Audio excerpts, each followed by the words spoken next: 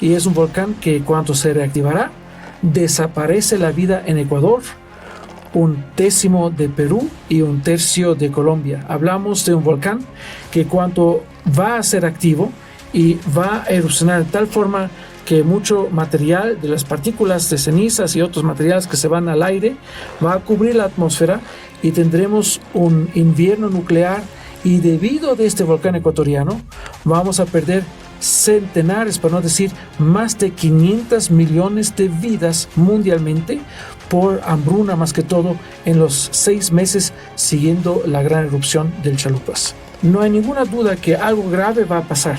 No sabemos cuál ciudad o cuáles ciudades cercanas van a ser bastante afectadas, pero no hay ninguna duda que algo grave va a pasar.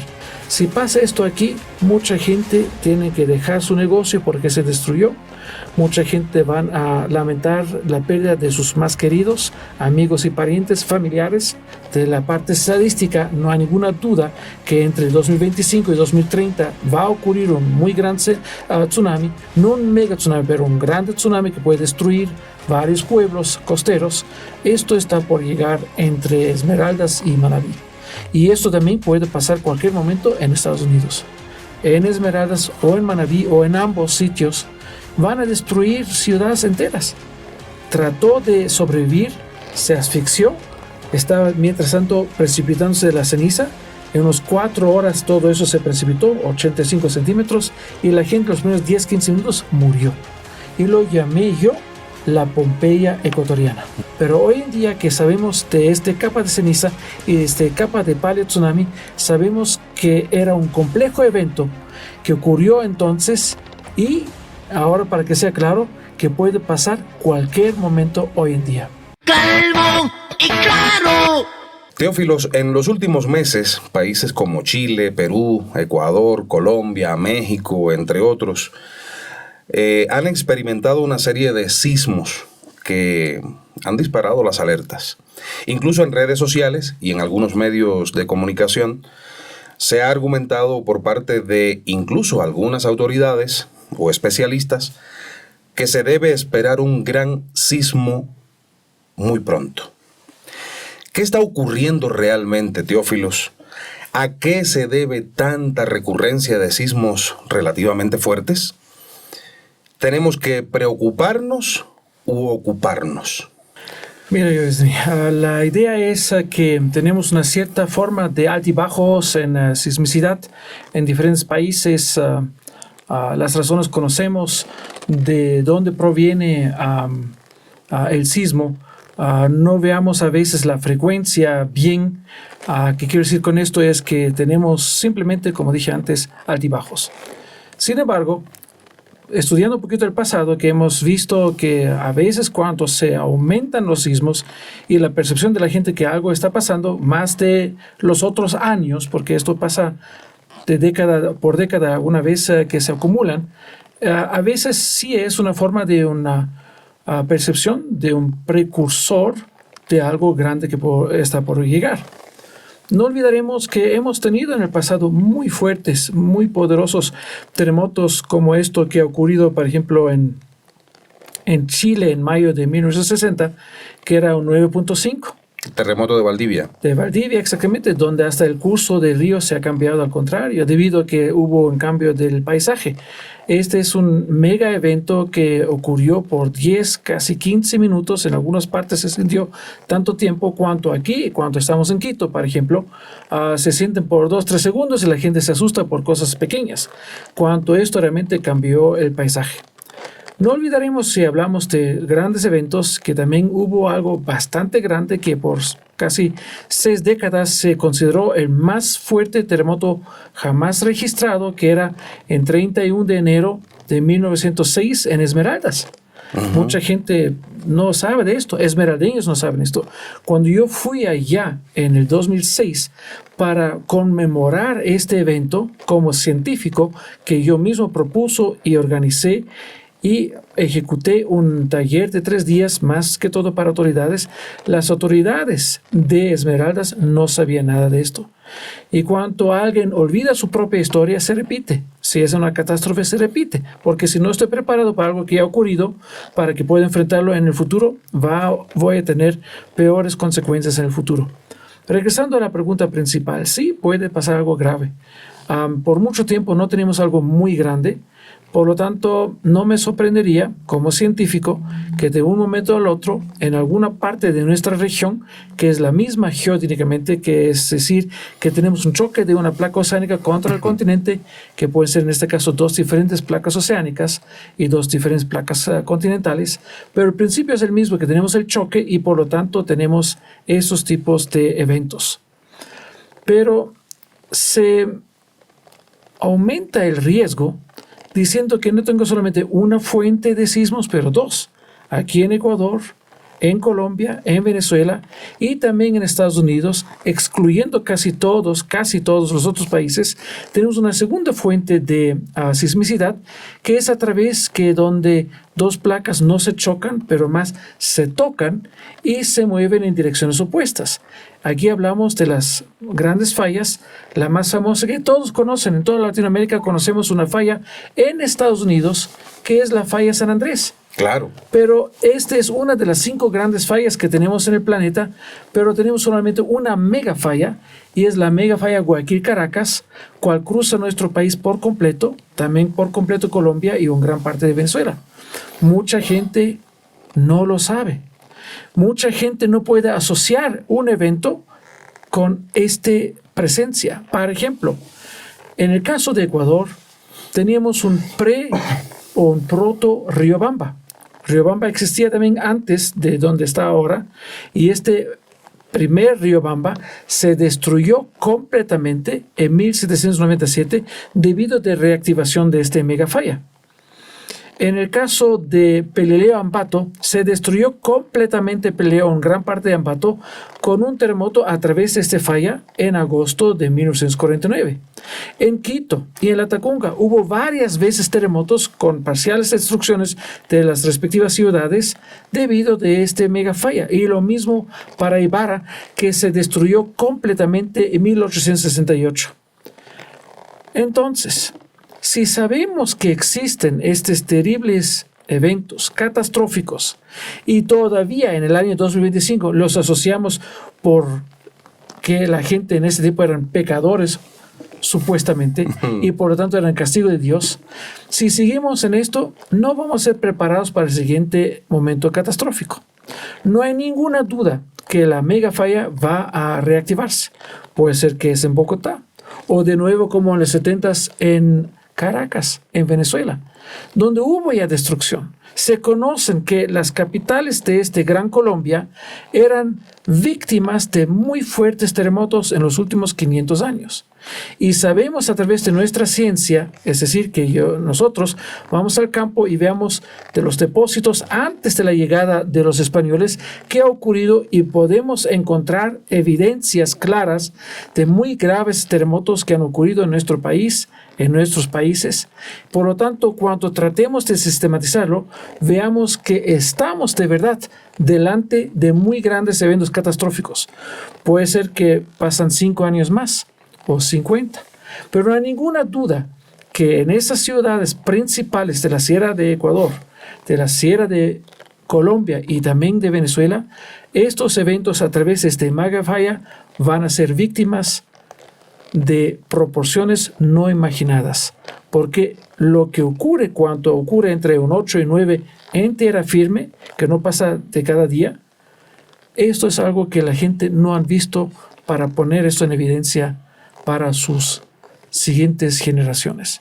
Ahora, conociendo esto a través de la parte científica o desde la academia, obviamente publicamos esto en revistas internacionales, lo dejamos, nuestro artículo, nuestro manuscrito, revisar a través de pares mundiales, que se dice de verdad, esos datos corresponden a la verdad y por lo tanto la interpretación está correcta, y por lo tanto cuando todo está comprobado a través del científico que publica y a través de los pares que lo revisan y lo aceptan, a través del editor para que se publique en una revista internacional. Esos documentos tienen que servir también para la comunidad, no solamente para la ciencia, no solamente para la academia y los campus de las universidades. Por lo tanto, con esos documentos sí vamos a las autoridades, dijimos, mira, esto está pasando. Lamentablemente, el pensamiento de muchos políticos o autoridades correspondientes es de corto plazo. Entonces, ¿qué dicen ellos? En mi tiempo, a lo mejor que no pasa nada, por lo tanto, no invertir algo que lo priorizo para otra cosa, que sea algo de su politiquería o de fútbol y otras cosas que populismo, y no realmente para salvar vidas y de no comprometer o comprometiendo el bienestar de la gente. Y ese es el problema, que la gente no piensa como un científico, no quiere aceptar nuestra verdad, que es la ciencia, con las cosas comprobadas, y por lo tanto vamos a seguir ser países de tercer mundo, no por la parte o situación económica, más por el pensamiento de corto plazo. Exactamente. Comparto totalmente contigo ese pensamiento, Teófilos. En síntesis, se puede esperar que ocurra. No hay ninguna duda que algo grave va a pasar. No sabemos cuál ciudad o cuáles ciudades cercanas van a ser bastante afectadas, pero no hay ninguna duda que algo grave va a pasar.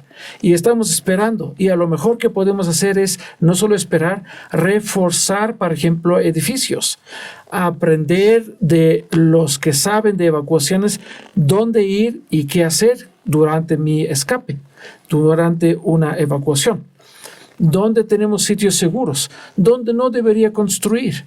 Y si construye, ¿cómo debo hacerlo para que pueda resistir un evento brusco? Y no se hace a pesar que tenemos hasta normas. Estamos hoy, amigos, como vieron al inicio del podcast, con nuestro querido amigo Teófilos Tulkeridis, geólogo. Tiene otras titulaciones, pero que no voy a mencionar, es suficiente con geólogo porque es el tema que nos ocupa en el podcast de hoy. Gracias nuevamente, te lo agradecí. Mi honor. Vamos a la segunda pregunta de este podcast, Teófilos. Al estar justo en el cinturón de fuego del Pacífico, el occidente del continente americano se ve muy afectado por la intensa actividad sísmica, como bien decías, tan común en este lugar. Desde Alaska hasta la Patagonia, se han experimentado grandes terremotos a lo largo de la historia y a lo largo no solo de la historia de la civilización, sino mucho antes, de la historia del planeta. Existen peculiaridades, especificidades en cuanto a la sismicidad en los diferentes países, digamos Estados Unidos, México, Ecuador, Chile. ¿Hay diferencias en los sismos? Sí y no. De la forma como aparece un sismo es obviamente a través de la magnitud, que puede ser alta o no tan alta, también hasta no percibida solamente a través de los sismógrafos y acelerógrafos. Pero lo que podemos decir es hay una diferencia entre los países en la forma de la reacción y de la forma de la destrucción. Si pasa, para dar un ejemplo muy claro, un 6.5 en la ciudad de Santiago de Chile. Sí va a tener un poquito de daño, ya vidrios van a explotar seguramente y una otra fisura se va a ocurrir y tal vez alguna choza tal vez se va a colapsar, pero no necesariamente los grandes edificios. Si pasa lo mismo en Guayaquil o Quito, tendremos una destrucción casi total. Porque nuestros edificios no son sismoresistentes, allá tienen normas. Alguien va a decir que aquí también tenemos normas, sí, pero allá las respetan y aquí no. Nos teníamos normas en 2000, en 2015 y a lo mejor en este año salen las normas del año pasado, que deberían salir el año pasado porque están ya elaboradas, solamente falta que se publican y se aplicarán obviamente en el mercado, pero nadie lo respeta.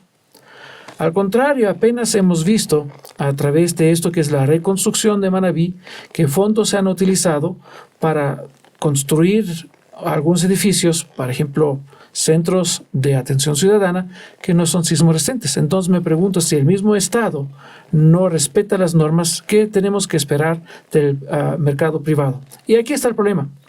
Entonces ocurre un 6 punto algo en algún lado, como en México o como en Chile, la gente está preparada, los edificios son construidos correspondiente para que puedan resistir todo esto, y la gente se asusta un poquito, tal vez gritan, ellos que no saben, o entran en sus más sensibles sentimientos, y se termina ya el asunto. Una hora más tarde van a seguir con su vida cotidiana y no pasa nada. Si pasa esto aquí, mucha gente tiene que dejar su negocio porque se destruyó. Mucha gente van a lamentar la pérdida de sus más queridos, amigos y parientes, familiares. Y eso es la gran diferencia, que algunos, debido a la frecuencia de los terremotos o por pasar muy grandes terremotos en tiempos más o menos modernos, han cambiado su política y por lo tanto la educación y la construcción se va a mano en forma conforme de ser preparados. Y aquí en Ecuador, también en Perú, no tanto, pero también en cierta forma, y en Colombia y en Venezuela y en algunos países centroamericanos, lamentablemente no es el caso. En Europa, vamos a decir, fuera de Europa, dicen mucha gente que Europa no quiere más guerras porque tenía muy terribles guerras y de esto aprendieron y ahora son los más pacifistas que existen en el planeta. Y es verdad, se han destruido casi todo. Entre hermanos se han destruido. Y mucha gente dice, pero allá tenían un renacimiento a través de la Segunda Guerra Mundial y por lo tanto tienen tanto lujo hoy en día porque todo está arreglado y todo está bien y cuidado y lo que sea. Y este pacifismo que existe. Y aquí no tenemos esto. No es exactamente así, porque como dije, tenemos países latinoamericanos como Chile, como Costa Rica y como México, quienes aprendieron de su pasado y han hecho todo lo bien que tenían que hacer. Por lo tanto, la verdad es, hay que decirla, la percepción y la reacción y la preparación es de 0 a 180 grados diferente entre diferentes países en Latinoamérica, de la parte occidental, más que todo que está a la cercanía del cinturón del fuego. Muy preocupante para el pueblo, para el común. Sí, pero voy un poquito más allá para que veamos que no solamente somos los únicos que seríamos víctimas. Estados Unidos, que mucha gente dice es el más desarrollado país del mundo, yo diría Japón sería, pero ponemos aquí de nuestra parte de las Américas que sí es. Tampoco son preparados. Porque ellos, a pesar que mucho que ha ocurrido, hay varios eventos que son de 300 o más años atrás, cuando hubo muy poco de testimonio de esto que pasó, y los científicos saben que ha ocurrido cosas terribles, y igual como nosotros, son académicos, tratan de convencer a las autoridades, pero las autoridades tienen otras prioridades y por lo tanto tampoco no son preparados, sea para terremotos o lo que es tsunamis. Por lo tanto, hay científicos, tal vez los mejores del mundo, que trabajan sobre tsunamis en Estados Unidos, que advierten sobre esta posibilidad, pero como la gente no lo han visto más allá de películas, de cine, de Hollywood, no creen que esto va a tocar a ellos, por ejemplo en California, y siguen su vida tranquila, se construyen un montón de infraestructuras en cercanía o encima de las playas, porque no creen que algo puede pasar. Y así también, como va a pasar a nosotros un mega tsunami muy pronto. ¿Cómo que muy pronto? Hablamos de esta década, de la parte estadística, no hay ninguna duda que entre 2025 y 2030 va a ocurrir un muy gran tsunami, no un mega tsunami, pero un grande tsunami que puede destruir varios pueblos costeros. Esto está por llegar entre Esmeraldas y Manabí. Y esto también puede pasar cualquier momento en Estados Unidos. A ver, me has tocado un tema que ahora me ha puesto los pelos de punta, ¿no? ¿Un gran tsunami puede ocurrir en esta década en la que estamos hasta 2030? Sí. Aquí veo a través de tu reacción que tampoco no estás enterado que en el Ecuador en promedio pasa un tsunami cada 22 años. Pero el último gran tsunami que ha ocurrido debido a las circunstancias de la costa del litoral ecuatoriano es de 1979. Es decir, pasaron ya 46 años casi. Y sabemos que esto acumula más y más presiones y cuando se libera esta presión tenemos una muy gran forma de expresión de ola y por tanto una destrucción masiva. Mucha gente van a decir, pero no es en 1979 que pasó un tsunami. o impactó a Ecuador es mucho menos corto el plazo. Digo, sí, es verdad, pero que yo estoy refiriéndome es de tsunamis donde no tenemos escape, que tenemos 4 a 8 minutos para reaccionar. No estoy hablando, por ejemplo, de tsunami que vino el 26 de febrero de 2010 desde Chile, de un 8.8 que pasó allá. Tampoco me estoy refiriéndome a lo que ocurrió en el 11 de marzo de 2011 de Japón, que necesitó más de 20 horas para impactar las playas galapagueñas y ecuatorianas, que sí hubo destrucción, y la gente lo olvida. De un día al otro lo olvida. ¿Por qué no están allá? Y pasó en la noche, también es otro problema. Y también ocurrió apenas 3 años atrás, el 15 de enero de 2022, un tsunami a través de una mega explosión volcánica submarina en Tonga, que como resultado, debido a que no advirtieron en Perú, murieron 2 mujeres por el tsunami que llegó allá. En Ecuador también llegó después de 7-8 horas la ola de tsunami, pero ¿qué pasó en el Ecuador? Para que veamos que somos realmente diferentes a otros países. En el Ecuador, primero tocó la ola catastrófica, en cierta forma, Galápagos, y la gente se fue para surfear, porque eran regulares a través de un tsunami un poquito diferente, era como un doble, triple, quíntuple oleaje, y lo utilizaron para hacer sus actividades deportivas. Tenemos videos de esto. ¿Qué pasó en Salinas? En Salinas es realmente increíble la situación. En Salinas hemos hecho un estudio pionero justamente 1 año y medio antes de este impacto de tsunami, donde yo dije, para que podamos salvar a la gente su vida, no vamos a irnos a los sitios elevados porque son muy lejos de las playas. Entonces yo propuse de hacer una evaluación de la sismo y tsunami resistencia de los rascacielos que están allá. Hemos hecho un estudio de 99 rascacielos en las playas allá en Salinas, de cuales vimos cuáles van a resistir, y dijimos ellos que van a resistir el sismo fuerte y también el tsunami en su impacto. En esos rascacielos hay que entrar, irse al 3er, 4º piso, y estamos en un refugio temporal y salvamos nuestra vida, nuestro bienestar, nuestra salud. Pasamos esos datos a las autoridades, no les importó. Y cuando se tocó que llegará un impacto de un tsunami desde Tonga, y vi, y tengo videos de esto, que bomberos y policías estaban patrullando con megáfonos, dicen, aléjanse de las playas, está por llegar un tsunami en 30, en 20, en 10 minutos. ¿Qué pasó? La gente se acercó cada vez más a la playa para tomarse selfies. No me por el diga. impacto. Tengo todo grabado. Y no hablamos de 2, 3, hablamos de centenares de personas. Y esto es una cosa que no debería pasar y está pasando.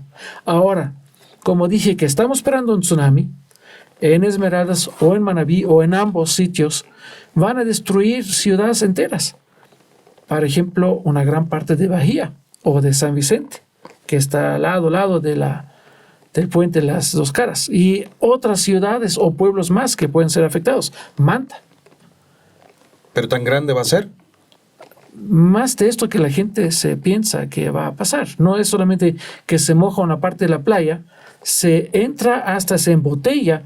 Por ejemplo, en el río Esmeraldas va a entrar bastante dentro, hasta 15 kilómetros dentro de la tierra, alrededor de río Esmeraldas, todo que está allá, de pueblos que no ven el mar, van a ser afectados de un impacto de tsunami llegando del Pacífico. ¿Este dónde se produciría? A la orilla del mar, muy cerca, a los 40-70 kilómetros de la cercanía de las playas ecuatorianas, debido justamente al choque de la placa de Nazca con la parte continental. Y debido a que allá hay un desplazamiento vertical, así se forma un tsunami que estaría impactando las playas nuestras en muy pocos minutos. Yo creo que estas palabras que estás pronunciando, Teófilos, deberían ser recibidas por las autoridades y empezar a tomar medidas en torno a esto. Yo creo que a ellos les preocupa más tener más y más restaurantes y bares y discotecas cerca de las playas. No les importa si al fin van a ser destruidos, porque hoy en día me pagan impuestos y me generan empleo. Es decir, no se vea un poquito más allá de lo que se cobra hoy en día. Qué pena, qué pena. Igual a todos nuestros amigos que que estén viendo el video, que por favor lo compartan, especialmente aquellos que viven en la costa ecuatoriana, para que vean las palabras de nuestro amigo científico Teófilo Stulkeridis, geólogo, sobre esta alerta que está dando sobre lo que puede ocurrir antes del 2030, incluso en las costas del país. Realmente es una pena que las autoridades no tomen cartas en el asunto. Realmente una grandísima pena. Pero el pueblo tiene la posibilidad de buscar alternativas. Y protestar, obviamente, porque hay que decir, si yo vivo cerca de la playa, al mismo que tengo que saber dónde y cuáles son las rutas de escape, de evacuación, y tener realmente un sistema de alerta temprana que sirve a su nombre, no solamente que se pone ya de decoración y cuando pasan las cosas no van a funcionar, porque eso es el caso en este momento. Mucha gente cree que cuando vienen a ver las sirenas cerca de las playas, que alguien les va a decir a tiempo que algo va a pasar. Pero la forma como está constituido el sistema va a tomar demasiado tiempo y va a alertarse después del impacto de esto que sabemos. Entonces, esto hay que cambiar. Lo dijimos, pero la gente dice, yo he hecho mi deber, tenemos allá las sirenas, después hay que ver con los COEs cantonales que hacen. ¿Y quién va a advertir a ellos? El INOCAR. Pero INOCAR también recibe sus informaciones de este Pacific Tsunami Warning Center en Hilo, en Hawái.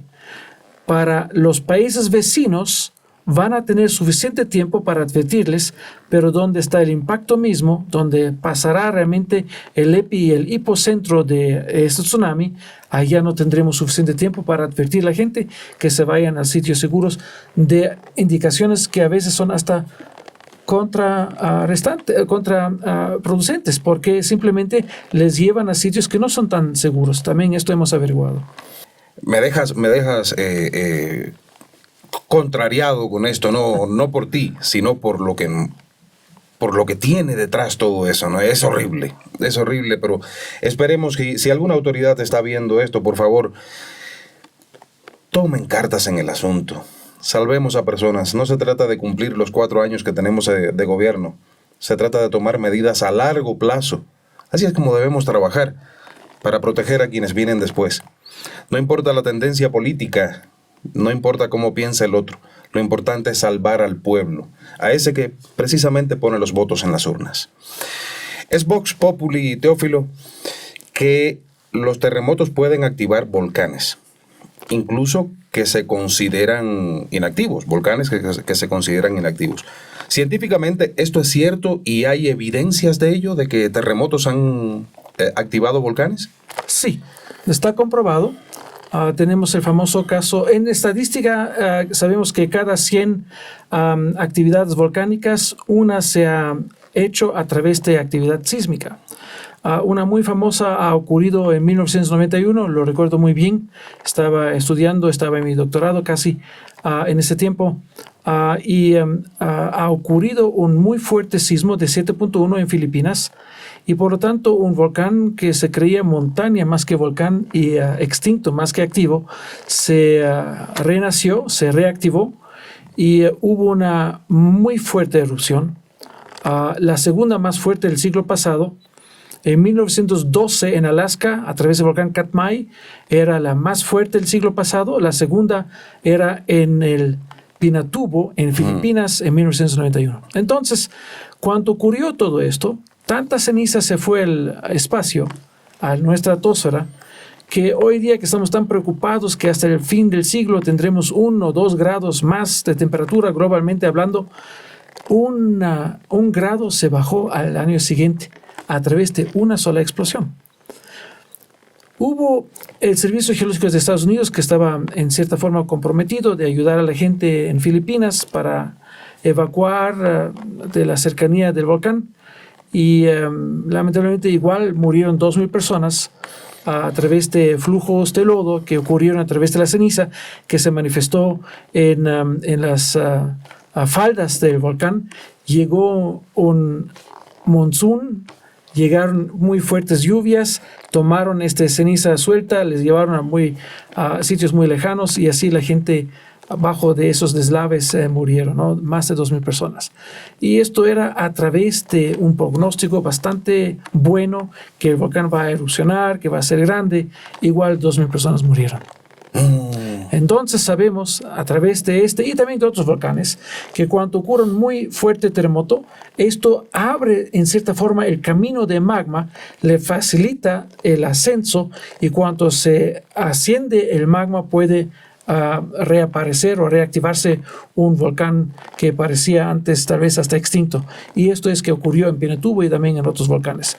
Un ejemplo muy bueno que sabemos desde muy poco tiempo ocurrió aquí en Ecuador unos 3.500 años atrás. Y ahí vamos. A ese tema vamos justamente porque recientemente estuve viendo en redes sociales y en algunos medios digitales que andabas por la costa ecuatoriana. De hecho, hice un reportaje para mi canal Mil Historias sobre la desaparición de la cultura Valdivia. Y allí hiciste un descubrimiento que quiero que hable sobre esto en este momento, porque los resultados son fascinantes y pueden repetirse. Sí. ¿De qué se trata? Es una linda pequeña historia, una anécdota casi que hemos tenido aplanamiento de Aromo para hacer refinería que lamentablemente no hubo financiamiento, no se ha hecho. Pero en ese tiempo un ex alumno mío estaba allá y vi algunos fósiles grandes, realmente de 1 metro, algo así, que eran de una ballena que murió unos 800,000 años atrás y me ha atraído porque sabía que yo voy a preservarlo y de hecho lo ha hecho. Lo tenía mucho tiempo en mi pertenencia, lo tenía en mi oficina en la universidad y en algún momento cuando ya he escuchado que el Museo de Hojas de Jaboncillo han hecho una conservación no solamente de material arqueológico, pero también del paleontológico. Dije, como esto es de la provincia de Manabí, les voy a donar a ellos y ellos sabrán cómo exhibir estos lindos fósiles. Y en ese momento me preguntó el entonces director del museo, Gerardo Castro, si yo tendría al día siguiente tiempo, porque un arqueólogo quería hablar conmigo y enseñar algunas cosas para mi experticia, ver si hay en estas excavaciones que está haciendo muy cerca de Puerto Viejo, si hubo también capas de ceniza. Dije yo, claro, yo tengo unas horas tiempo, yo tenía planificado salir después de mediodía hacia Quito, por lo tanto, claro, tenía tiempo. Me fui allá, me encontré al día siguiente con el Pepe Ortiz Aguilú, el Pepe, y él me llevó a pocos minutos de Puerto Viejo, en Picuazá, y a los 30 metros de excavación, una pared así cortada para ver qué está por allá, yo vi claramente que allá es ceniza. Y esto me sorprendió, en cierta forma. No es que no tenemos cenizas o piedra pómez, algunos depósitos. Yo tengo muchísimas fotos de esos tipos de depósitos en la costa porque hay lindas canteras y cuando se vea esto con su contraste de los sedimentos de la costa, es algo fascinante para un geólogo. Entonces, me voy allá y veo que ese depósito de ceniza era demasiado. Para mi gusto era mucho más allá que alguien podía esperar, porque era continuo. No era una capa aquí, después sedimento, otra vez otra capa allá, que sería lo más común que hemos encontrado muchas veces en la costa. Pero esto era 85 centímetros sin interrupción. En Puerto Viejo, 85 centímetros de ceniza, esto es bien raro. Y hubo 2 elementos más. Uno era una cosa blanquita que yo toqué, no debería tocar porque eran huesos humanos, pero como no era mi área, no se lo toqué. y otro eran unas pepitas negras que tampoco no deberían pertenecer a esta ceniza. Saqué esas pepitas, eran muy chiquititas, me fui con la lupa, casi media hora la gente me tomaba fotos que yo estaba concentrado allá, trataba de averiguar qué está. Me parecía que es escoria, pero no era exactamente escoria. Y esta escoria dentro de este gris, beige, ceniza, no cuadraba. Después de unos pocos días, porque tomé muestras de todo esto, me fui al mejor microscopio electrónico de la región y vimos que esto era carbón, era madera carbonizada. Y sabíamos de muy poco tiempo, a través de expertos de botánica, de ciencia de los árboles, que era material de la sierra. Es decir, hubo una muy grande erupción, algo muy especial, y llevó todo el material allá. Pero hubo algo más. La posición de los huesos me parecía un poquito raro. yo vi la estructura del corte y no vi en ninguna forma que algo se ha cortado y se enterraron allá esos huesos, este cuerpo de este humano. Y hubo más que uno, por si acaso. Hablamos de realmente una cosa grande allá. Y veo que eran unos pocos centímetros encima del contacto con el paleosuelo, el suelo de su tiempo. El arqueólogo, el Pepe Ortiz, me contaba que aquí tienen unos descubrimientos de artefactos de la cultura Valdivia. Yo tenía que preguntarle, cuéntame un poquito más de qué se trata, porque no conozco los detalles. Hay diferentes fases de su florecimiento y estaban principalmente en la costa ecuatoriana, en los ríos, en Manabí, en Salinas, en Guayas, en Esmeraldas, por allá, y un poquito más al sur. Entonces, me contó todo esto y yo le dije, mira, ¿sabes qué? Esto de mi interpretación es lo siguiente que ha ocurrido. Aquí ocurrió una muy grande erupción, muy grande, más de esto que conocemos de este tiempo, y aquí la gente se asfixió. Y me dice, esto cuadra mucho que también se encontraron animales. Normalmente no se enteran animales con los humanos. Es decir, lo que estaba allá trató de sobrevivir, se asfixió, estaba mientras tanto precipitándose de la ceniza. En unos 4 horas todo eso se precipitó, 85 centímetros, y la gente los primeros 10-15 minutos murió. Entonces la primera, más pesada ceniza se manifestó allá y después el resto y les enteró. Y lo llamé yo la Pompeya ecuatoriana. Hasta aquí teníamos esto. Pero no sabía de cuál volcán se trata. Entonces teníamos de sacar pepitas, datarles en Miami a través del método de carbono 14. Tomé muestras de ceniza para hacer geoquímica. Me fui a los Usual Suspects, como es la película, los sospechosos regulares, que era Chalupas, potencialmente quién sabe, Cuicocha, Purulagua, y así de los volcanes muy peligrosos, y Tungurahua, y Cotopaxi y otros, para ver la geoquímica de las cenizas de su tiempo, si se cuadra con uno. Y de sorpresa salió que era el Huago Pichincha. Entonces yo dije, bueno, sabemos porque los datos coinciden de dos partes, ¿no? De la geoquímica y de la geocronología, es decir, de la edad. Porque sabemos que en Pichincha, 3500 antes de hoy en día, algo grave pasó. No muy grave, pero algo grave que se manifiesta en algunos resultados de algunas publicaciones. Pero esto que existía en las publicaciones era muy mínimo de esto que yo descubrí. Ahora, aquí no se termina la historia, y esto es ahora en combinación de trabajar con otros científicos y ver también los resultados de ellos. Yo trabajo mucho sobre tsunamis. En el país creo que puedo decir que soy el experto en esta materia. Ha publicado 19 artículos en revistas internacionales, el siguiente tiene 6. Pero igual, también hay gente que hace muy buenos trabajos que no hago yo, y así comparamos resultados y vi que en el caso de San Pablo, ya en Salinas, se han encontrado 2 depósitos que llamamos paleotsunamis, es decir, son de eventos muy catastróficos que llevaron material hasta el fondo del mar, hacia las playas y más allá, porque entra bastante dentro de la tierra. Este material se manifiesta con depósitos de este material y después llega otra vez suelo, playa, lo que sea, y después otra vez potencialmente otro tsunami más. Y estos 2 depósitos que se encontraron en San Pablo a través de excavaciones que han hecho mis compañeros Gloria López y Kervin Chunga y Williams Méndez, ellos dataron esto y vieron que teníamos un depósito de 3.800 años atrás y uno de 3.500 años, más o menos 30, exactamente lo mismo que ya saqué yo. Y encima de este paleodepósito de tsunami hubo ceniza, sin interrupción. Entonces, ¿cuál es la historia? Ahora vamos a contar qué pasó antes de la explosión, porque así es el asunto. Hubo un mega evento sísmico, algo entre 8 y 9. Y esto ocurrió en el mar. Por lo tanto, era un maremoto entre 8 y 9.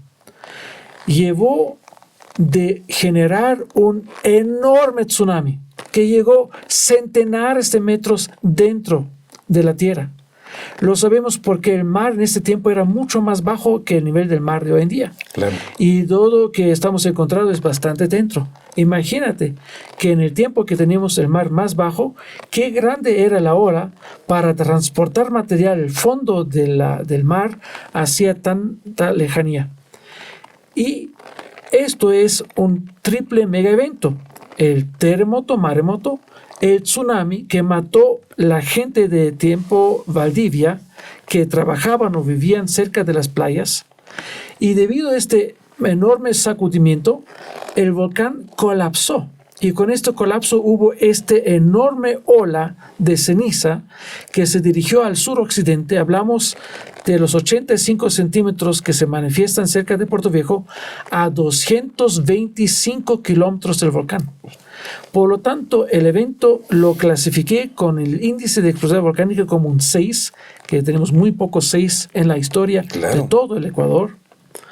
Y esto es que después de ellos que sobrevivieron de la playa, de este mega evento de tsunami, y ellos que estaban dentro de la tierra, que no lo vieron cómo se ha originado, les aplastó la ceniza, les asfixió, y por lo tanto por primera vez tenemos una explicación de la migración y de la desaparición, mejor dicho, desaparición y migración de lo poco que se quedó de la cultura Valdivia que ocurrió 1500 a.C. Mucha gente especulaba que pasó tal vez alguna catástrofe climática, tal vez una sequía prolongada o algo así. Pero en lo que podemos encontrar en la Tierra, a través de los sedimentos, a través de la estratigrafía evaluada, no encontramos nada de esto. Pero hoy en día que sabemos de esta capa de ceniza y de esta capa de paleotsunami, sabemos que era un complejo evento que ocurrió entonces, y ahora, para que sea claro, que puede pasar cualquier momento hoy en día. ¿Fue una cascada de acontecimientos? Sí.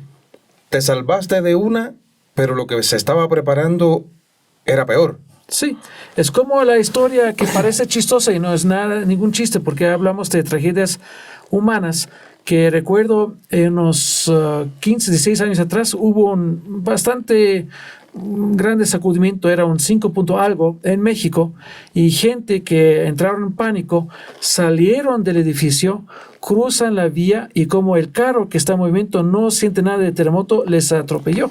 Es decir, salvas de una cosa y te atropella el otro. Y esto puede volver a ocurrir en el Ecuador en cualquier momento. Puede pasar aquí, también en otros países, pero nuestro país es muy predestinado para esto, porque no existe país en el mundo que tiene tanta gran densidad de volcanes activos como nuestro. Así es. Ya conversábamos sobre la cantidad de volcanes que hay en el Ecuador. Me dijiste en algún momento, sería bueno refrescarlo para nuestros espectadores ecuatorianos y de otros países del mundo que nos ven. En algún momento me comentaste que el volcán más activo de América está en Ecuador. Sí, el más activo y el más peligroso están aquí en Ecuador. ¿Cuáles son? En el caso del más activo es el Sangay. El Sangay. No hay ningún otro volcán, ni siquiera en Estados Unidos, es decir, hablamos también de Hawái, que es tan activo como nuestro. Hablamos de un volcán que erupciona cada pocos minutos, y esto desde décadas, desde siglos. Y este es el Sangay, es un volcán ecuatoriano que es el tercer más activo del mundo, el más activo de todas las Américas. Y el más peligroso del continente, no de las Américas, es el volcán Chalupas. Es un volcán totalmente plano, es de la parte suroriental del volcán Cotopaxi, y es un volcán que cuando se reactivará, desaparece la vida en Ecuador, un décimo de Perú y un tercio de Colombia. Hablamos de un volcán que cuando va a ser activo y va a erupcionar de tal forma que mucho material de las partículas de cenizas y otros materiales que se van al aire va a cubrir la atmósfera, y tendremos un invierno nuclear, y debido a este volcán ecuatoriano vamos a perder centenares, para no decir más de 500 millones de vidas mundialmente por hambruna, más que todo en los 6 meses siguiendo la gran erupción del Chalupas. O sea, es un supervolcán. Es un supervolcán, es el 9º más peligroso del globo, el más peligroso del continente sudamericano.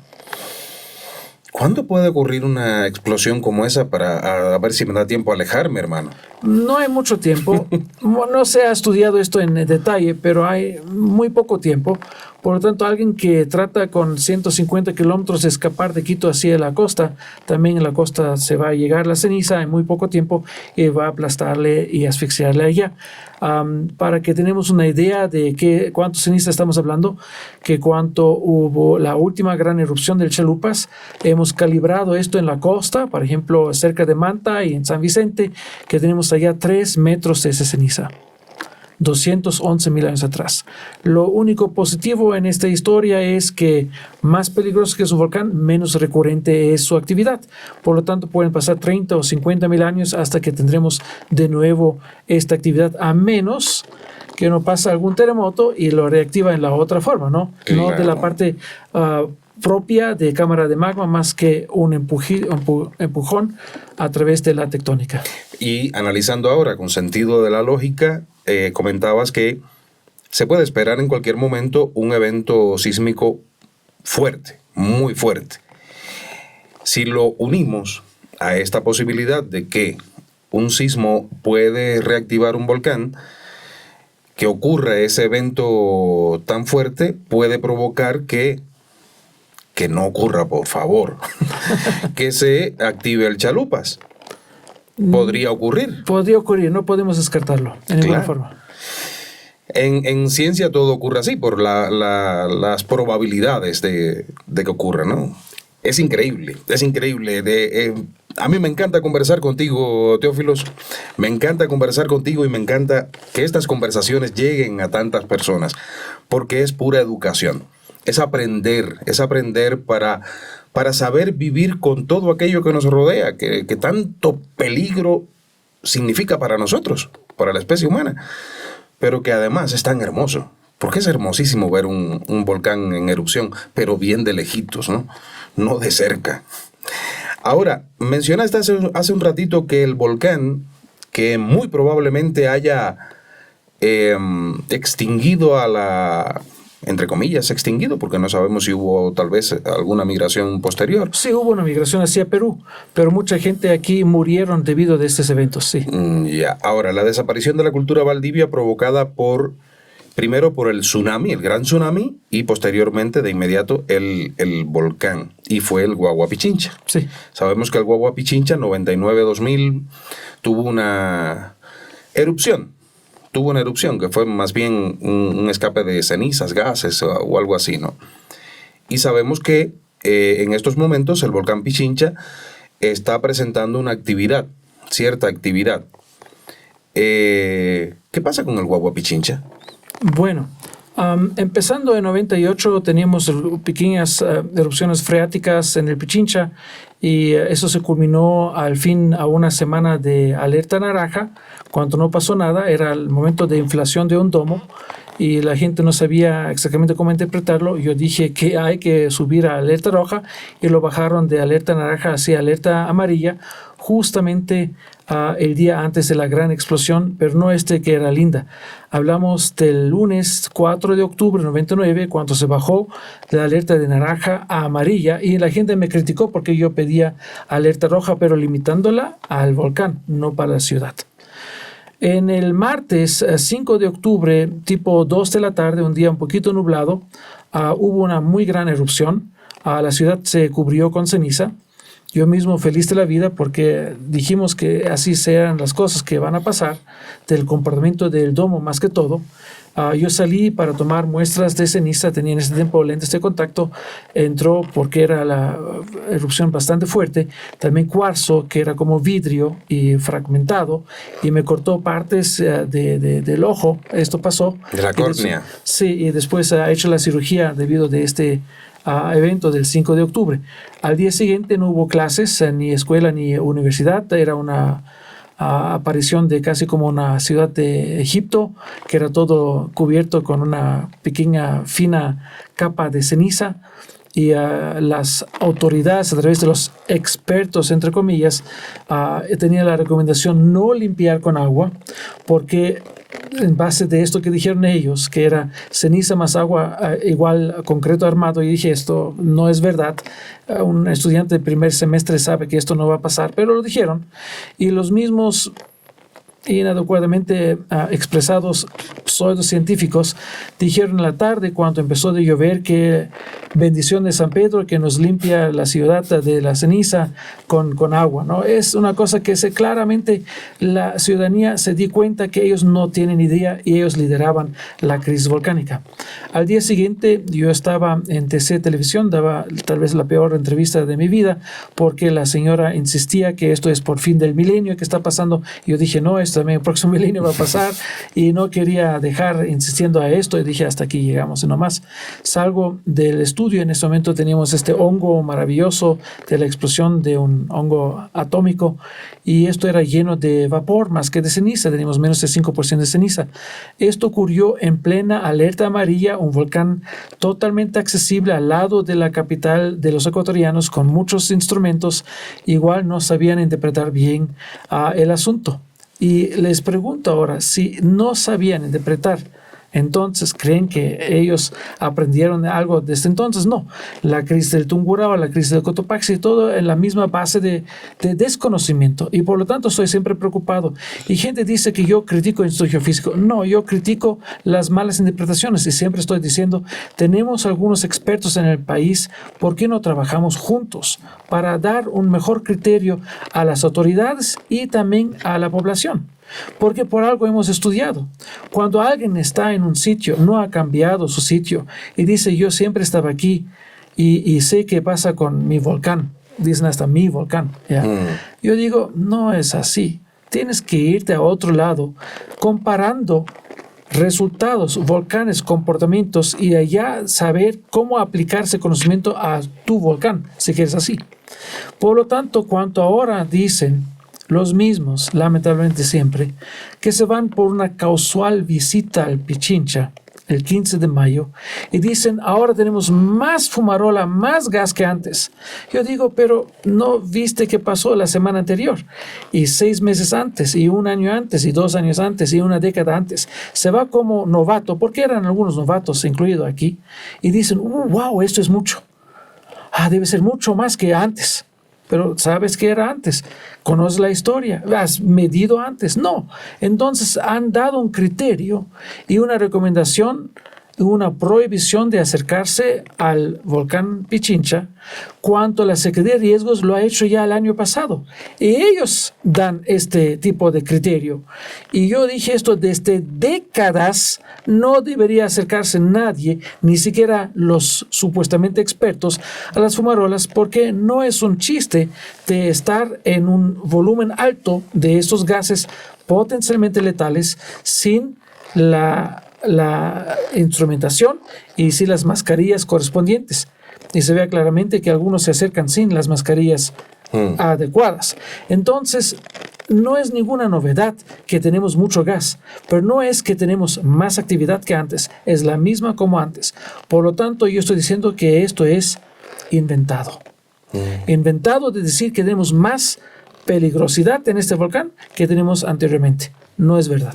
Estamos hablando de terremotos, volcanes. Por cierto, hace un ratito te iba a preguntar, pero no podía interrumpirte lo que estabas diciendo. No podía hacerlo. Existen 2 formas de movimiento en los sismos. Una horizontal y una vertical. Hay mucho más. ¿Me equivoco? ¿O hay más? Sí, hay mucho más. En total hay 4 diferentes movimientos, que es el movimiento de la propagación de ondas primaria, secundaria, de Rayleigh y de Love, como amor. ¿Ya? Son diferentes científicos que han descubierto esto, y a través de ellos se nombraron estas olas que tienen movimientos así y así. Entonces la gente, cuando pasa un sismo, tiene siempre la sensación, me han empujado al costado o me han levantado un poquito. Y a veces hay la combinación de estos.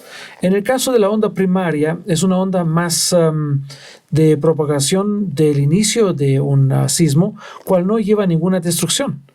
Y esta onda que no se escucha para nuestro oído, pero los animales sí lo escuchan, ellos son que se enloquezcan y por lo tanto llega el mito que los animales saben predecir terremotos. Y no es así. ¿Qué está pasando? Es que el terremoto ya ocurrió y la onda de sonido, voy a decir, está llegando a ellos lo escuchan y se enloquezcan. Y después llega la onda secundaria que lleva a la destrucción. Y por lo tanto depende cómo se expresa esta onda y de qué profundidad viene, o si viene del costado, tenemos esa sensación o esa sensación. Entonces también las otras ondas, depende obviamente de la mecánica del suelo, se pueden moverse en la una u otra forma. Y esto depende de esas circunstancias, cómo vamos a sentir al fin la propagación de las ondas. Terremotos y volcanes. Nuestro planeta, Teófilos, es como un ente vivo. Está en constante movimiento. Son capas y capas que están chocando. Unas se meten por debajo de otras, en fin. Y a lo largo de la historia del planeta, no de la historia de la humanidad, estamos hablando de una historia que tiene 4.500 millones de años del planeta. Eso es imposible de imaginarlo, ¿no? Nosotros tenemos una percepción de la edad a partir de nuestra propia edad como seres humanos. 60, 70 años, 80 años, eso no es nada. Nuestro planeta en esa historia de tantos miles de millones de años ha sufrido cataclismos gigantescos. Así es. Que son enormes. Algunos de ellos han llevado a la extinción de la vida en esos momentos, de la existencia de mamíferos, aves, en fin, en sus tiempos. Si en la actualidad no podemos siquiera ser precisos en la detección de terremotos, ¿cómo podríamos estar seguros de que algo catastrófico como lo ocurrido durante varios millones de años vuelva a ocurrir? ¿Cómo podemos estar seguros de que en cualquier momento no nos va a golpear un cataclismo de esa magnitud? Bueno, está pasando en este momento y no nos damos cuenta. ¿Ah, sí? Pero por supuesto, y puedo explicarlo y creo que vas a darme razón. Voy a explicarlo en tres partes. Primeramente, teníamos 5 grandes extinciones durante los últimos 500 y pico millones de años, desde que tenemos vida en la una u otra forma, a través de bichos, a través de peces, plantas en la Tierra. Antes no teníamos las condiciones de la vida en la superficie de la Tierra porque no teníamos una atmósfera como tenemos hoy en día. Cuando se deterioró la atmósfera, se deterioró también el carbonato en cierta forma y por lo tanto las conchas y lo demás que siguió después de los unicelulares, multicelulares, bacterias, hongos y la vida como la conocemos hoy en día. Y de este que sabemos a través de los fósiles, como los dinosaurios y otras cosas más. Unos 252 millones de años atrás, hubo al final del Pérmico, al inicio del Triásico, hubo una muy gran destrucción de la Tierra. No sabemos todavía por qué, pero era seguramente algo climático, porque los mares se convirtieron negros sin una cristalinidad que tenemos en mares limpios y transparentes. Y esto es que no teníamos oxígeno. Es decir, algo grave pasó y teníamos las condiciones anaeróbicas, así lo llamamos. Más del 95% de las especies de este tiempo han desaparecido. Es decir, si tenemos en nuestra mente 100 animales de cebra, de elefante, de chimpancé, el ser humano, y de estos sacamos 95, se quedan solamente 5, así tenemos que empezar de pensar cómo ocurrió esto 252 millones de años atrás. Una catástrofe inimaginable para nuestro pensamiento. Y eso se ocurrió 4 veces más.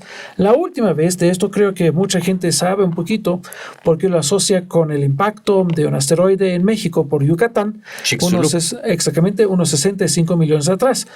Pero también se equivocan que esto era la causa de la extinción porque existía antes bastante volcanismo y la desgasificación de los volcanes llegaba a alterar la atmósfera y por lo tanto los animales murieron poco a poco. En este tiempo de esta extinción prolongada ocurrió el impacto y aceleró el proceso. Es decir, no es el impacto que causó la extinción, la aceleró. Diciendo esto, quiero contar 2 cosas más. Primero, En este momento estamos pasando una cierta extinción. Se puede medir porque podemos ver que algunas especies, algunas que conocemos y algunas que todavía no conocemos a detalle, están desapareciéndose a través de aumento de la temperatura, mundialmente hablando, en promedio, a través del proceso que se llama cambio climático. Esto es algo que mucha gente poco a poco se entera que podría ser también para mí algo dañino. Por ejemplo, unos 2 años atrás teníamos inundaciones en la parte continental de Grecia que jamás hemos reportado esto antes. Jamás. Y mi pueblo en Grecia existe ya desde 3.000 años o más. Y esto nunca se reportó.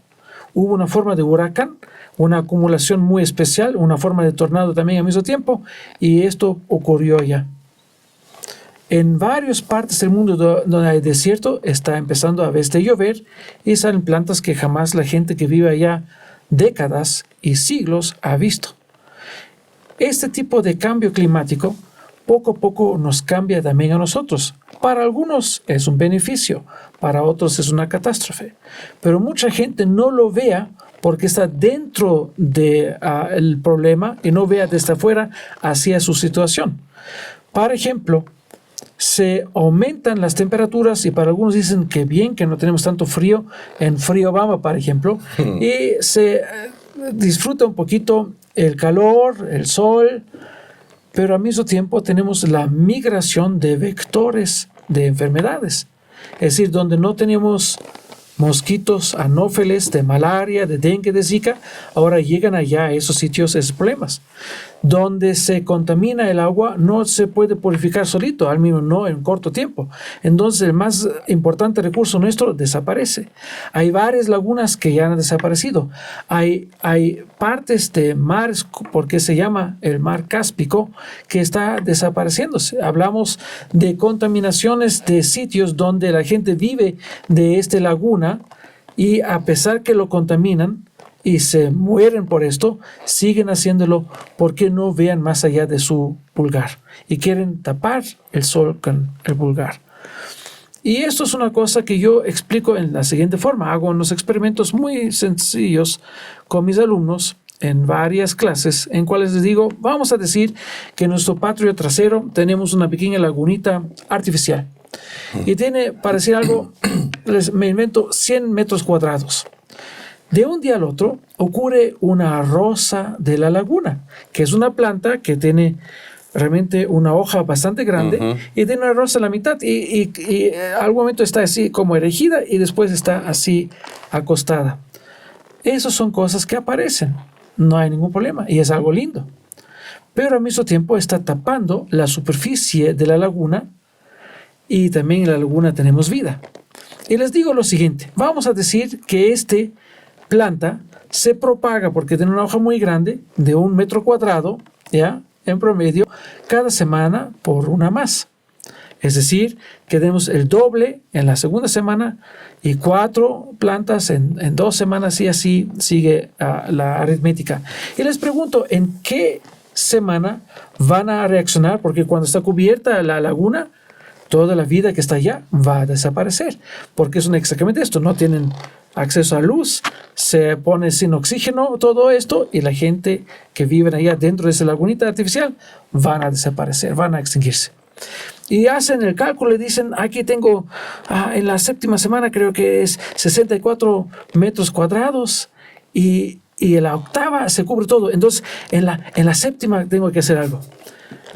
Ok. Ponlo en escrito, les digo siempre para que sea esto claro, cómo lo ponen y por qué lo ponen, tienen su explicación, porque todavía tenemos suficiente allá, dicen así, ¿no? Ok, hacen esto, lo ponen en escrito y ahora les digo, vamos a cambiar 2 palabras de esta historia, ¿ya? Y vamos a decir que la laguna es nuestro cuerpo y la rosa es un bicho y el bicho nos come 1% de nuestro cuerpo. ¿Cuánto van a reaccionar? Al inmediato.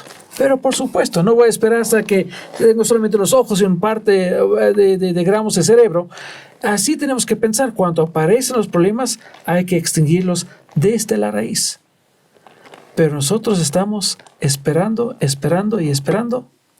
Y eso es el otro cuento de el sapo que está de una olla que está calentándose.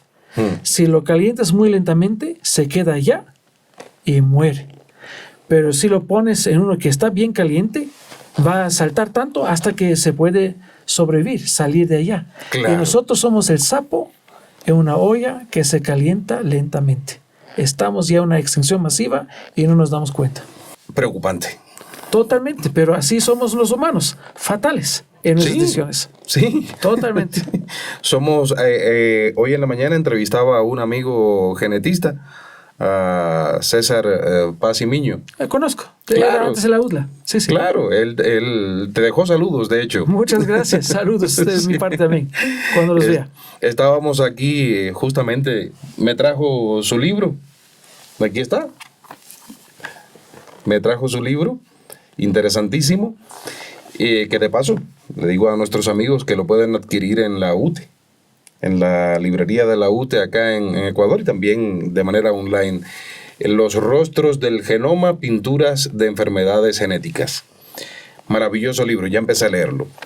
Me imagino. Sí. Él es subsalista, él es quien ha traído aquí el genetismo, la parte de ciencia genética al Ecuador. Él Así es un pionero. Así es.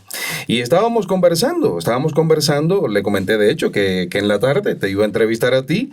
Y me dijo, pues salúdalo de mi parte. Pues salúdalo. Muchas gracias, muchas gracias. Él tiene una frase que en las 2 entrevistas, 3 creo que le he hecho, siempre dice, somos una especie fracasada.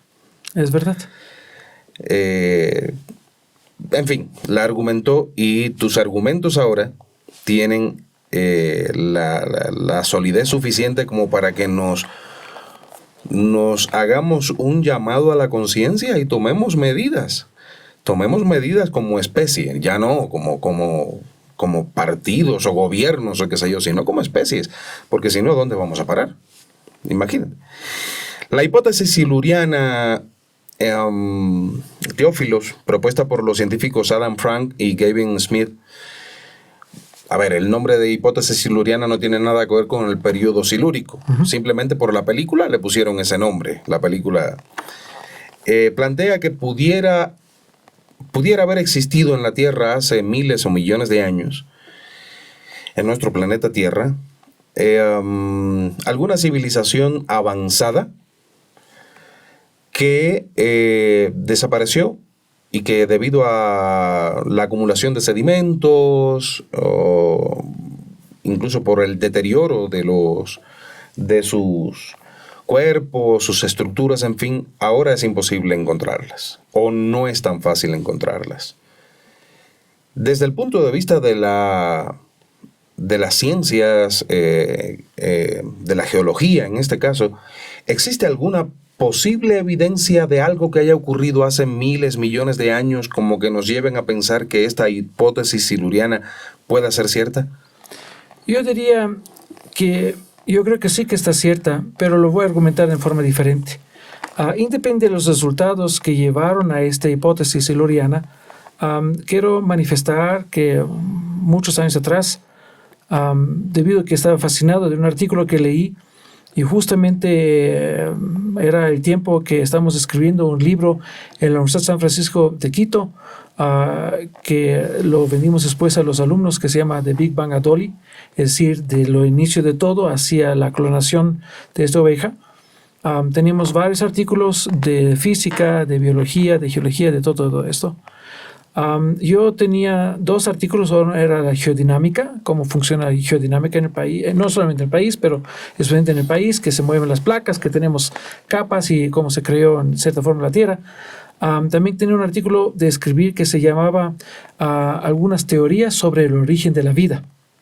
Entonces allá leí bastantes artículos para tener una recopilación de este conocimiento de otra gente, no de míos, en cual me di cuenta que la vida llegó del espacio. Mucha gente dice de la evolución que ocurrió aquí, pero no olvidaremos que hay bastantes interesantes descubrimientos. Por ejemplo, la base más sencilla para formar vida son los aminoácidos. Y se han encontrado aminoácidos en asteroides. Entonces, la idea es, como tenemos un bombardeo de asteroides al inicio de la creación de nuestra Tierra, unos 4.400, 4.300 millones de años atrás, entonces también seguramente de los asteroides que se han traído aquí los aminoácidos, en cierta forma con la complejidad del proceso, a través de relámpagos que le dieron también energía, se empezó de crearse los unicelulares, los multicelulares, bacterias, hongos y después las especies como las conocemos hoy en día. Por lo tanto, que vino la vida desde afuera, para mí no hay ninguna duda. Regresando a tu teoría siluriana,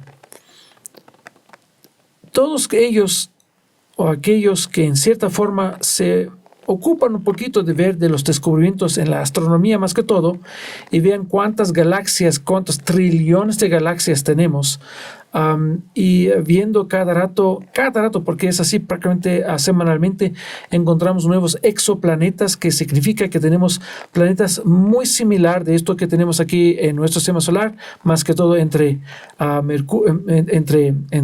Marte, Venus y Tierra, que es más o menos donde podría existir vida como la conocemos nosotros. Existen esos exoplanetas, donde también hay agua, donde también hay gases como tipos de atmósfera nuestra. Entonces, ¿cómo podría alguien ocurrirse o ser tan arrogante decir si existen trillones de galaxias con X cuatrillones de planetas, que no tendremos vida y aún más desarrollada que nuestra, que en algún momento en el pasado nos han visitado y que pueden visitarnos de nuevo?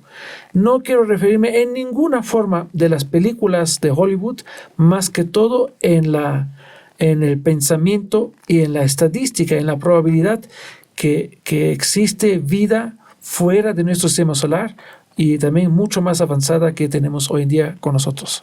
O sea que pudo... Y creo que más que una vez, pero por supuesto. También buscando por recursos y también hasta iguales o similares condiciones de vida para que sobreviven en el espacio en algún lado. ¿Por qué no? Perfecto. Compartimos opinión en ese sentido. Muy bien, muy bien, muy bien. Ahora, en la Tierra se está agotando el petróleo y sabemos que eso tiene a muchos aterrados, a otros apurados por sacarle la mayor cantidad posible de dinero al poco petróleo que queda. Otros están ocupados buscando alternativas. Tenemos la energía eólica, energía hidráulica, o sea, las hidroeléctricas, en fin. Y hay otras formas más, la energía solar, todo esto.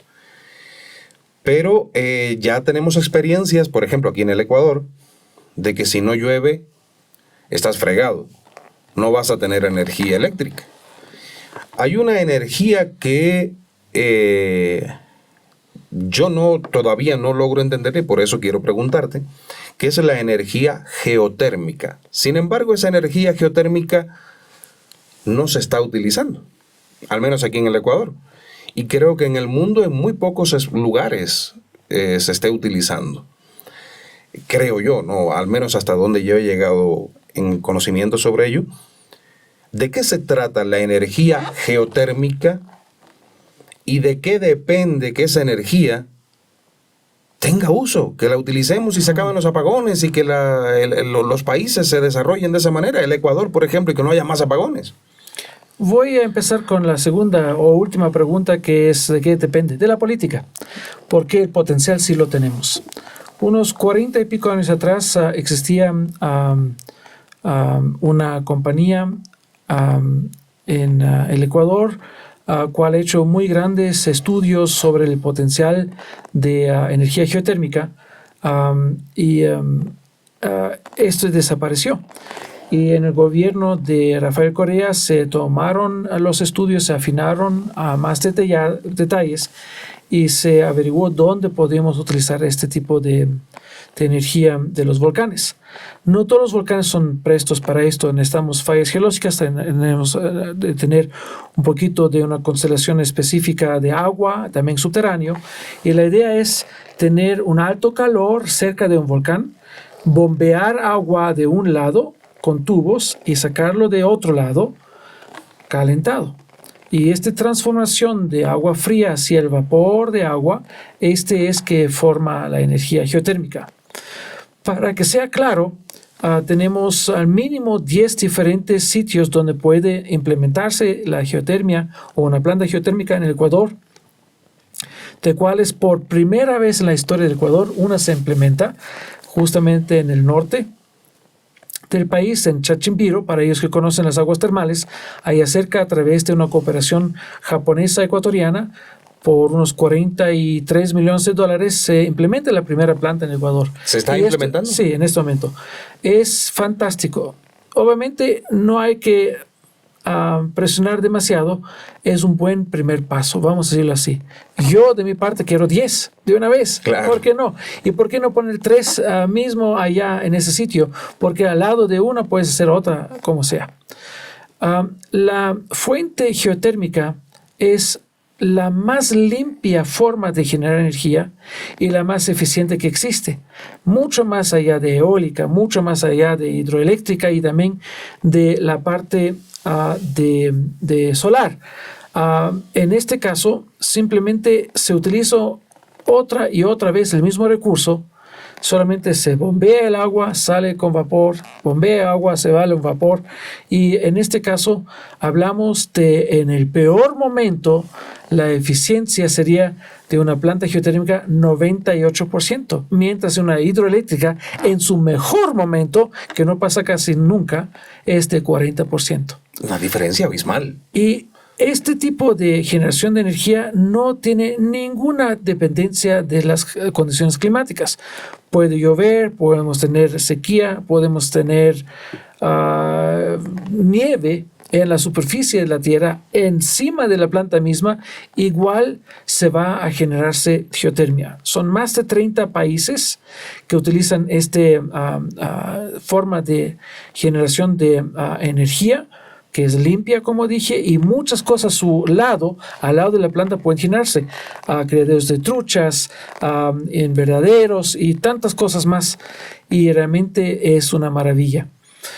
Yo he visitado varias plantas debido a las capacitaciones que hemos tenido a través del gobierno alemán, en Alemania mismo, en Costa Rica, y sabemos que en Guatemala hay este tipo de energía también, en México y en Estados Unidos y en tantos otros países. Hay un país que se alimenta principalmente de esta energía, que es Islandia.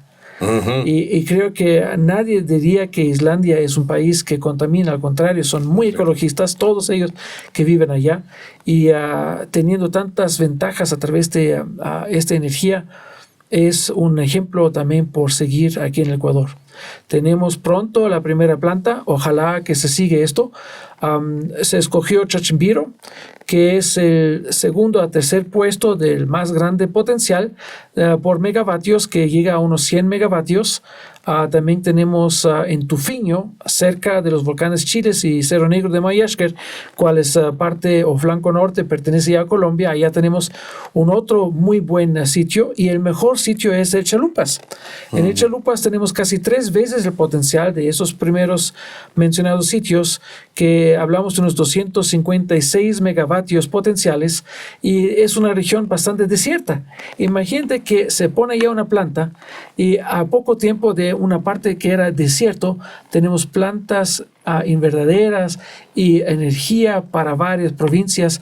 A este nivel queremos llegar, a este punto de progreso de nuestra provisión de energía, que tenemos estas plantas en esos sitios ideales.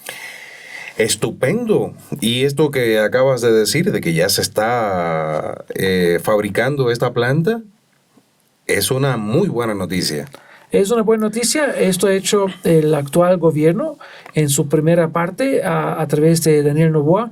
Él ha decidido con los apagones de ver alternativas, y creo que en este caso es más que una decisión muy sensata de sentido común, de lógica y de mucha sabiduría, de arriesgarse, de poner algo nuevo para enseñar al mundo que también en Ecuador esto es posible. Ecuador que es un ícono en montones de cosas. Biodiversidad, en fin, es un ícono. El país de los 4 mundos, en fin. Así es. Y aquí es a donde viniste a caer siendo griego. Viniste a caer a Ecuador. ¿Por qué un griego ya es casi más ecuatoriano que los ecuatorianos?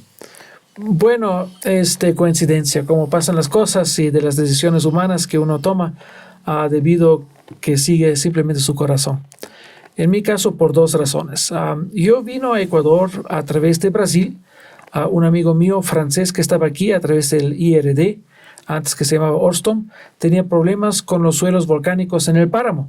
Y con sus visitas y sus emails en Francia no podíamos solucionar el problema. Y le dije, mira, yo tengo un proyecto alemán-brasilero, científico en el próximo año, y de Brasil a Ecuador, hacia la esquina, tomo un avión desde Sao Paulo, Manaus, Quito, y debo visitar, vamos al campo y veamos cómo podemos solucionar el problema, y así pasó. Pero mientras tanto, como dije, nadie es dueño de su destino. Yo conocí una mujer en el avión con cual me casó al año. Estoy divorciado ahora ya más de 5 años, pero esto era la decisión al fin de decir que yo me quedo donde ella se siente muy cómoda, yo puedo adaptarme, griegos se adaptan en todos los países del mundo, por eso es el helenismo que se va exportándose en la una u otra forma, representando nuestro país en otras regiones. Entonces yo dije también que me parecía siempre raro que todo mi estudio y también mi tiempo de maestría, doctorado y postdoctorado, para tomar muy interesantes muestras, yo tenía que salir de Europa para irme a África Sur, a Australia, a Estados Unidos, donde sea, para tomar muestras en muy poco tiempo bastante limitado, y regresar al laboratorio, más que todo, ¿no? Pero yo dije, el laboratorio natural está aquí. Por lo tanto, para mi profesión es mejor que me quedo aquí y me voy a desarrollar aquí al lado de los volcanes, que conocía también de Europa, pero aquí podía estudiarles al diario, no solamente de vez en cuando. Y así la decisión de quedarme aquí, esto pasó unos 27 años atrás. Poquitico, 27 años, media vida llevas en el Ecuador. Más o menos, sí. Teófilos, Humboldt dijo, extraña gente, los ecuatorianos duermen felices al lado de crujientes volcanes, se divierten con música triste, en fin. Hoy hemos abordado en esta entrevista temas que realmente son preocupantes y que deben ser tomados en cuenta. ¿Cuál sería tu mensaje para los ecuatorianos que tienen responsabilidad desde sus cargos, como para los ecuatorianos que esperan que se cumplan esas responsabilidades? Yo daría un rumbo de 180 grados en la política del país, a dar mucho más énfasis a la naturaleza, sea por turismo, sea por agricultura, sea por recursos naturales y sea por protección de procesos naturales. Por lo tanto, yo diría, en mi punto o forma de ver, hay que cuadruplicar o cuantiplicar las Fuerzas Armadas, pero no para un enemigo humano, más un enemigo de la tierra, de los procesos naturales, que se formará una UME, una unidad militar de emergencias, como hay en Chile y como en España, quienes hacen prevención y mitigación, que construyen puentes donde se necesitan, que refuerzan edificios donde se necesita para que sean sismoresistentes, y tantas más cosas que tenemos que hacer para reforzar el país y repotenciarlo. En ese sentido también diría mucho más importancia a la bio y la geodiversidad, en cual podemos sacar muchos recursos naturales sin destruir la naturaleza, aún más reforestar varias partes que ahora son desnudos hasta el suelo, y dar mucho más importancia en esto. Y una vez que se vea este progreso dentro de la sociedad ecuatoriana, los otros problemas se desaparecen en forma casi natural. Y por lo tanto la economía se cambiaría, la forma de energía se cambiaría, y el país Ecuador sería el ejemplo para otros países, que nosotros como laboratorio natural damos ejemplo a otros países, hasta los vecinos, porque este país tan mega bio y geodiverso que es un paraíso.